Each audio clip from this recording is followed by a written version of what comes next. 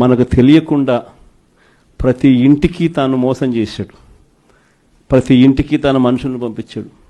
ప్రతి ఇంటికి వాళ్ళ ఎమ్మెల్యేలందరూ కూడా తిరిగారు. ప్రతి ఇంటికి వాళ్ళ కార్యకర్తలు వెళ్ళారు. ప్రతి ఇంట్లోనూ కూడా కరపత్రాలు పంచారు. ప్రతి ఇంట్లోనూ కూడా ఇదిగో అమ్మ చంద్రబాబు నాయుడు గారు బాండు పంపించినారు, ఆ బాండు పత్రాలు ఇదిగో అమ్మ అని చెప్పి కూడా బాండు పత్రాలు కూడా ఇచ్చినారు.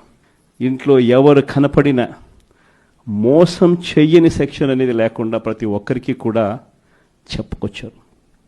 దీనివల్ల ఏం జరిగిందంటే ఒక 10% ప్రజలు నమ్మినారు. జగన్ చేయగలిగినాడు కదా, అది కూడా ఒక రకంగా తప్పు మందేనేమో. ఎందుకంటే జగన్ చేయగలిగినాడు కదా, కాబట్టి జగన్ చేశాడు కాబట్టి చంద్రబాబు నాయుడు జగన్ చేసేటివన్నీ చేస్తానని చెప్తున్నాడు, అది కాక ఇవన్నీ చేస్తానని కూడా చెప్తా ఉన్నాడు. కాబట్టి చేస్తాడేమో, మనిషి మారినాడేమో అని చెప్పి కొద్ది